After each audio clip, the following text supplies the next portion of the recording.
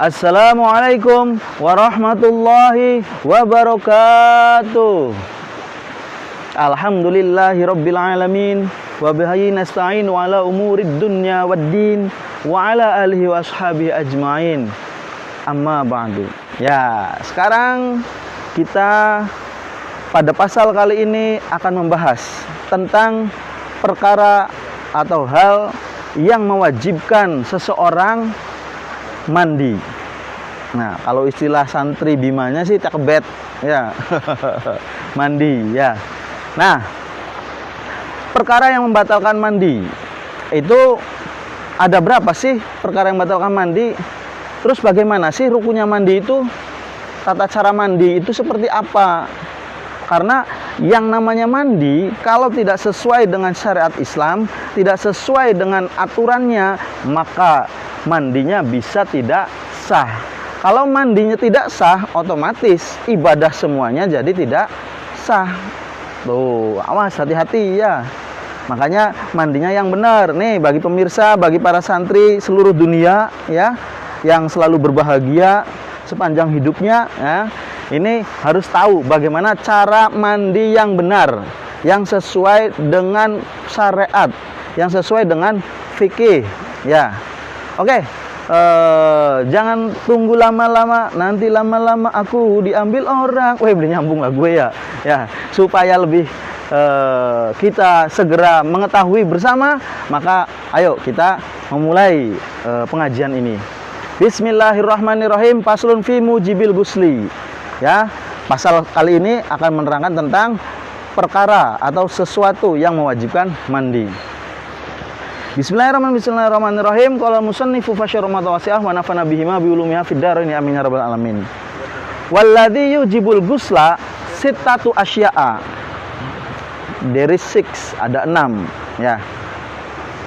Yang pertama, salasatun tashtariku biha fiha lirrijal wan nisa'u wahia. Number 1, iltiqaul khitanaini. Number 2, wa inzalul maniyi. Number 3, wal mautu. Number 4, ya, wa salasatun, dikelompokkan ya, yahtasu bihan nisa, hanya pada perempuan. Wahia, number 4, al haidu. Number 5, wan nifasu. Number 6, wal wiladatu. Oke, sekarang kita bahas one by one, satu persatu ya. Jangan lupa tetap selalu tersenyum dan bahagia, karena bahagia itu bisa menyembuhkan dari segala penyakit, obat dari segala penyakit ya. Oke, yang pertama adalah dari 6 ya. Tadi perkara yang wajib mandi itu ada 6. Yang pertama adalah iltiqaul khitanaini. Bertemunya dua alat kelamin. Maksudnya alat kelamin gimana ini? Nah, kita bahas ya. Maksudnya adalah alat kelaminnya laki-laki, atau kalau bahasa kitabnya disebut hasyafah. Dan yang kedua adalah alat kelamin perempuan, kalau bahasa kitabnya farji. Nah, iltiqaul khitanain artinya alat laki-laki dan perempuan harus dipraktekkannya supaya nggak terjadi dusta di antara kita ya. Alat laki-laki ini ya, nah, laki-laki kan cenderung dengan lempeng ya, dan perempuan bunder ya. Nah, bertemunya hasyafah farji. Nah, ya, mohon maaf ini ya, tapi ya harus dijelaskan supaya lebih paham ya. Ini yang laki-laki perempuan ya. Nah, ya, ketemu nih antara ini cilukba ya. Oke, ya, jangan ngeres dulu ya. Ini penting karena untuk supaya paham ya. Nah, bertemunya ini ya, entah itu masuk bles semuanya, ambles ya, atau hanya cuman kependulnya saja. Kalau putih itu pete ya, itu kan biasanya sebelum jadi pete jadi kependul. Nah, itu kan ada bunder-bundernya tuh ya, tidak jauh berbeda ya, seperti itu ya yang punya laki-laki. Nah, walaupun cuman kependulnya saja ya, kocop kalau bahasa Jawanya sih, kocopnya saja, baru masuk kocopnya nih segini, baru kependulnya kah. Nah, masuk set, walaupun cuma segitu tuh, maka itu sudah mewajibkan mandi. Awas ya, nggak harus langsung bles semuanya, nggak ya, apalagi masuk semua, yang ininya saja bisa mewajibkan mandi. Atau misalnya ada orangnya, laki-lakinya itu nggak ada ininya, nggak ada apa kependulnya, lempeng ya misalnya ya, lempeng nggak ada kependulnya karena belum disunat misalnya ya. Nah maka dikira-kira ya minimal segitu, setengahnya bikodriha ya, setengah ukuran itu kependulnya ya, les. Nah itu maka sudah wajib mandi. Nah hati-hati ya. Nah harus diperhatikan ya, karena ini sangat penting untuk kita semua ya. Nah itu yang melakukannya adalah orang hidup ya, orang hidup yang jelas ya. Nah yang jelas artinya dia itu masih hidup ya melakukannya. Masa ya wong mati karo mati, nggak mungkin ya. Oke. Nah ada beberapa keterangan ya dari iltiqaul khitanaini ini. Nah contohnya misalnya ada mayit yang sudah dimandikan, ada kasus misalnya ya. Nah mayitnya perempuan nih ceritanya. Nah kemudian karena mungkin ya sang suami itu pengen perpisahan, akhirnya dimasukin lagi ya si mayitnya itu ya, udah dimandikan padahal ya, wong kolu banget ya, kalau saya sih nggak kolu ya, masa orang udah mayit digituin lagi. Nah nanti bagaimana kalau seperti itu, si mayitnya mah nggak usah mandi lagi ya. Nah kalau yang suaminya maka wajib mandi. Nah, awas itu ya. Jadi ya aneh-aneh juga ya kasus seperti itu kalau seandainya terjadi. Nah baik yang memasukkan atau yang kemasukan itu semuanya wajib mandi ya, bukan hanya cuma yang memasukkan, yang kemasukan juga wajib mandi. Nah bagaimana kalau misalnya ada yang banci atau khunsa muskil? Khunsa muskil itu adalah orang yang kelaminnya ada dua, ada yang laki-laki, ada kelamin perempuannya juga dalam satu jenis kelaminnya. Nah itu gimana? Nah maka itu tidak wajib mandi. Nah ya paham? Sampai di sini ya, hati-hati ya. Makanya kalau nanti misalnya suami istri melakukan hubungan ya, kemudian dia sudah masuk walaupun sedikit, nah itu sudah wajib mandi. Keburu ada anaknya misalnya, ayah atau umi, bunda ya, bunda. Nah ketika ada bunda, nah langsung gergap. Nah tapi udah masuk ya, nah itu maka wajib mandi walaupun belum keluar maninya ya, karena sudah tadi ya ilajul hasafah ilal farji, karena farjinya itu sudah masuk sebagian, maka itu sudah wajib mandi. Oke ya, sampai di sini paham ya. Itu yang pertama. Yang kedua adalah inzalul mani, keluarnya mani. Nah keluarnya mani itu walaupun sedikit, kakotrotin, walaupun sekecrot lagi misalnya, nah keluarnya itu sebab dia melakukan jima atau yang lainnya ya, lagi nonton misalnya nonton TV, ketemu ceret keluar satu kecerotan, nah itu maka wajib mandi ya. Atau lagi jima baru sedikit keluarnya, aduh udah keluar, nah maka itu wajib mandi. Atau melihat yang lain kemudian keluar, nah itu juga wajib mandi ya. Itu awas ya, harus benar-benar paham ini sebab jima ya. Bisa juga yang yang berikutnya adalah terjadi dia itu ketika terjaga dalam keadaan ya begini, tidak tidur ya, atau sedang tidur. Nah, misal ada orang yang tidur kemudian dia mimpi ketemu Selena Gomez misalnya ya, atau bertemu dengan Britney Spears ya, atau bertemu dengan siapa, artis-artis yang seksi ya. Kemudian baru kenalan, ternyata sudah dalam mimpinya ya, baru kenalan dan ternyata mimpi basah. Nah itu maka wajib mandi. Ataupun lagi terjaga, misalnya lagi ngerjain soal karena susah, aduh gimana ini, pusingnya, pusing banget ini, nggak bisa ini ujian misalnya, sampai waktunya tinggal 5 menit lagi, padahal ininya masih banyak, akhirnya keluar dia ya. Nah ini pernah nggak dirasakan oleh kawan-kawan atau pendengar semua ya, ketika dalam batas waktu yang menjelang deadline itu biasanya terpacu ya. Nah, makanya kadang bisa juga keluar air mani, bisa keluar air madi ya, atau wadi, nantinya akan keluar ya kalau seandainya dalam keadaan seperti itu biasanya. Nah, kalau seperti itu maka wajib mandi. Keluarnya juga baik itu karena syahwat atau tidak bersyahwat ya. Baik dia sedang ada syahwatnya atau tidak, sama ya, yang penting keluar mani maka dia wajib mandi. Itu yang kedua. Walaupun jalurnya normal atau tidak normal. Jalur normal ya orang yang suami istri hubungan normal berarti ya, atau jalur yang tidak normal, wah kayak siapa ini ya, ya jalur yang tadi ya, lihat India-Indiaan lagi koemil gaya gini-gini ya, terus lagi inian ya, lagi joget bareng lagi ini, akhirnya keluar misalnya nggak normal ya, maka itu wajib mandi ya. Atau apalagi ya, banyak lah ya, pokoknya yang penting keluar mani maka wajib mandi. Itu yang nomor 2. Yang ketiga adalah mati. Nah, orang mati wajib dimandikan kecuali orang yang mati syahid. Kalau orang mati syahid nggak usah dimandikan ya. Masih dengan masih dengan pakaiannya atau lumuran darahnya misalnya setelah perang ketebas, ininya tugel misalnya, nah itu langsung ya, nggak usah dimandikan, nggak usah dikafani, langsung disolati, langsung dikubur. Nah itu ya kalau yang mati syahid. Kalau orang yang tidak mati syahid, berperang karena jihad dan sebagainya, maka harus mandi dulu ya. Ya biasa pengurusan jenazah, mulai dari dimandikan, dikafani, disolati dan dikubur ya, itu. Nah, itu yang 3 ini adalah berlaku bagi laki-laki maupun perempuan.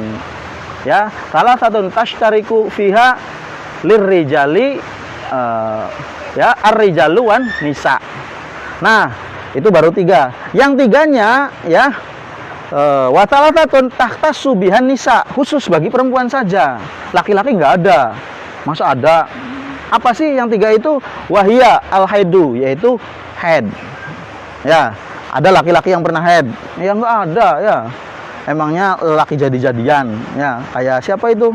Yang itulah ya, nggak usah disebutkan ya.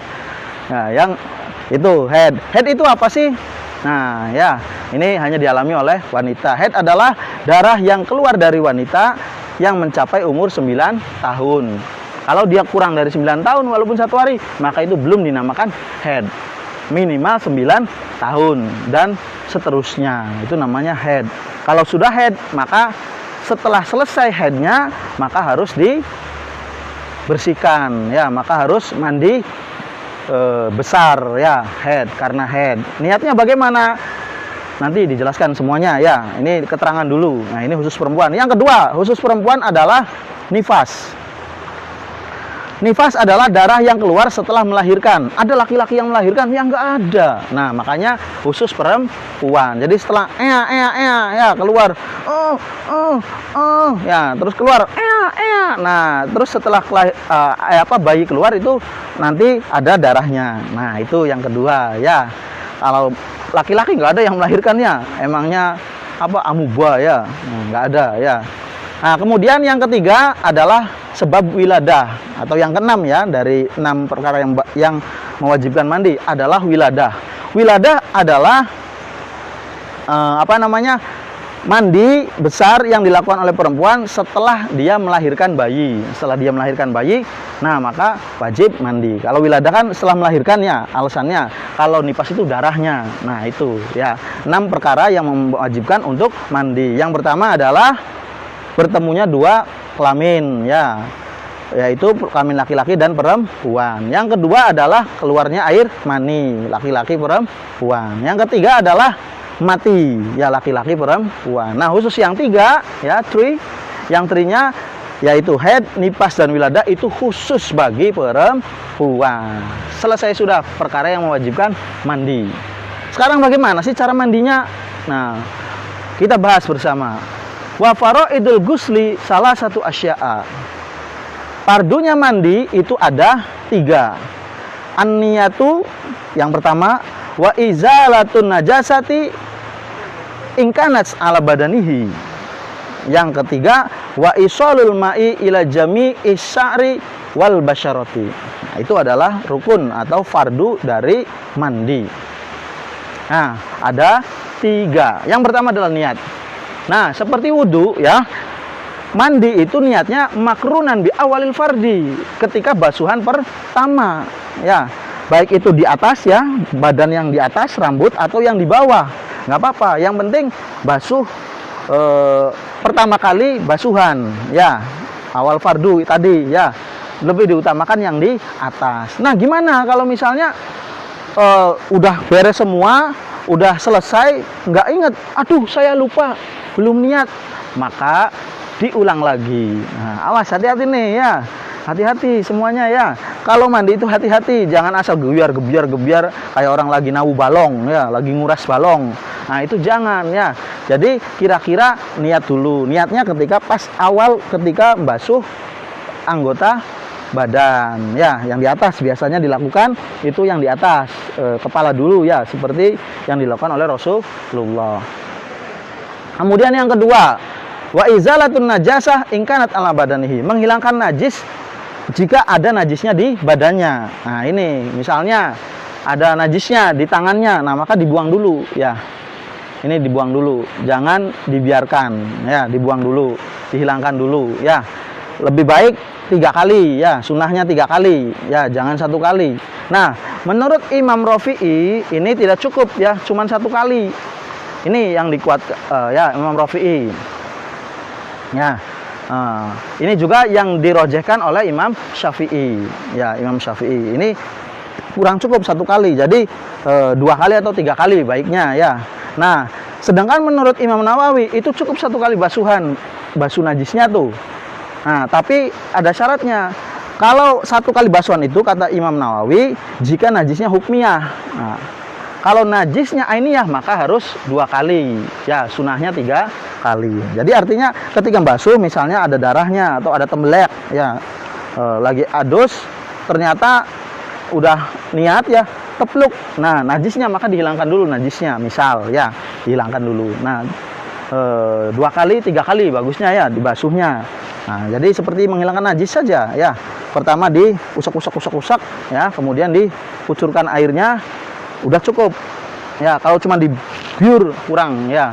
Nah, kalau najisnya hukmiyah, kalau kata Imam Nawawi ya, maka boleh kalau hukmiyah. Kalau hukmiyah itu maksudnya adalah najis yang sudah hilang. Misalnya dia kecipratan apa, misalnya tai cecek ya, tai ceceknya udah lama tapi belum dibasuh, dia hanya lupa. Nah, maka cukup di 1 kali ya. Tapi kalau ada jelas ya bentuknya, warnanya, baunya, itu maka minimal 2 kali ya untuk menghilangkan najisnya. Itu hanya perbedaan sedikit ya. Oke, itu yang nomor 2. Yang nomor 3 adalah wa isalul ma ila jami'i sya'ri wasya'rah. Ya. Mengalirkan air pada semua rambut dan kulit, semua anggota badan ya, semuanya dialirkan semua. Nah, ini harus dibanjur semua ya. Awas, hal yang harus diperhatikan nih ketika mengalirkan semuanya ya. Rambut itu tidak ada bedanya ya, baik rambut kepala maupun rambut yang lainnya. Rambut kepala, nah ini sama ya, rambut apa saja, rambut yang di kepala, rambut yang di tangan, rambut yang di ketiak ya, atau di bawah ya, atau di kaki, semua rambut itu harus dibersihkan ya. Terus yang kedua, harus jika rambutnya dikepang nih ya, kan perempuan biasanya dikepang atau dikonde, apa ya, di bondu, apa sih ya, yang di kayak ini tuh, di ini tuh. Nah, itu ketika dikepang lah ya, harus dilepas dulu, atau dikonde ya, dikonde sih ya, pokoknya yang dibunder gitu tuh. Nah, kalau begitu dilepas dulu ya, karena apa, takut nanti airnya tidak mengalir ya. Nah, itu nanti menyebabkan tidak sah, maka harus dibuang dulu ya. Itu kemudian wajib membasuh ya lubang telinga yang terlihat. Ini lubangnya kayak wudhu tuh, gini caranya tuh, sama ya, ininya diputer, terus keluarnya diputer lagi ya, yang ininya dimasukkan ke dalam, ibu jarinya menghilangkan telinga luarnya, yang ininya, daun telinga yang luarnya itu ya, hati-hati ya. Terus hidungnya dibuang. Ada 7 ya. 2 telinga, 2 hidung, 1, 3 mulut, 4 ya. 4. Kemudian ini 5 wudel apa? Pusar. 6 kubul atau jalan depan ya. Yang terakhir 7 ya, jalan belakang atau anus ya, atau lamun jare bahasa Jawa bol. Bol itu bol kang bunder-bunder ketika tekedam, ketika BAB ya, itu harus dibersihkan juga ya. Karena 7 itu adalah tempat lubang-lubang itu harus dibersihkan. Itu syaratnya ya ketika mandi junub. Ya, mandi besar maksudnya ya. Nah, itu adalah beberapa perincian dari sesuatu yang harus dibasuh ketika mandi besar. Ingat ya, kedua telinga harus dibuang. Mah telinganya dibuang ya, nggak mungkin ya. Kotorannya maksudnya, nah, ini dibuang kotorannya. Terus ininya ya diserot kayak istinsyak tuh, kayak wudhu, supaya bulu-bulu ininya semuanya hilang ya. Yang ketiga adalah mulutnya. Nah, mulutnya berarti 4 ya. Kelima ini ya budel, keenam bolongan kubul, yang ketujuh dubur. Itu harus bersih ya, dipastikan. Nah, sekarang kita selesai ya fardunya mandi. Yang pertama tadi apa? Niat. Dibarengkan ketika basuhan yang pertama. Yang kedua menghilangkan najis jika ada najis. Yang ketiga meratakan air ke seluruh rambut dan kulit badan semuanya ya. Sekarang kita sunahnya. Wa sunnanuhu khamsatu asya'a. Sunnah dalam mandi itu ada 5 perkara ya. Tapi menurut Fil Mabsutot, kitab yang lebih panjang lebar keterangannya, itu ada yang lainnya juga. Tapi kalau dalam Fathul Qorib itu hanya 5 ya, yang ditulis oleh Kiai Musonif, oleh pengarang kitab. Yang pertama adalah at-tasmiyah, membaca bismillah ketika pertama kali mau junub. Jadi sebelum junub itu biasa ya, dicuci dulu tangannya, barangkali kotor tangannya. Bismillahirrahmanirrahim. Kalau airnya mengucur, nah gini ya, Bismillahirrahmanirrahim. Sempurnanya atau bismillah nggak apa-apa, tapi lebih sempurna Bismillahirrahmanirrahim. Kemudian yang kedua adalah wal wudu qoblahu, wudu dulu sebelumnya. Jadi sebelum mandi besar wudu dulu. Nah, kalau masih ada wudu, maka niatnya sunnah mandi ya, niatnya. Tapi kalau misalnya masih ada wudunya, maka niatnya menghilangkan hadas kecil. Nawaitul wudu'a li rabbil hadasil asgori fardhol lillahi ta'ala. Sama seperti wudu biasa ya. Kalau dia tidak ada wudunya. Kalau ada wudunya, masih berwudu ya, masih suci, hadas kecilnya, maka dia niatnya sunnah mandi wudunya itu ya, li sunnatil husli ya. Itu awas yang harus diperhatikan. Kemudian yang ketiga, wa imrarul yadi al jasadi ya, meratakan dengan tangan. Nah, ini dengan tangan ya, ke seluruh jasad badan ya. Jadi semuanya itu dengan cara menggosok ya. Ya kayak orang mandi aja, normal seperti itu ya. Ini semua dari atas kepala sampai ujung kaki, semuanya harus dialiri air ya, meratakan seluruh badan ya. Itu kalau ada yang terlewat, maka mandinya tidak sah. Hati-hati makanya ya. Yang keempat, wal mualatu nuli-nuli atau sambung menyambung ya, terus-terusan. Jangan sampai mandi junub tapi mandinya pindah-pindah ya, habis basuh kepala, kemudian jalan-jalan dulu ke pasar, kemudian lanjut lagi. Nah, itu nggak boleh ya, harus sambung menyambung ya.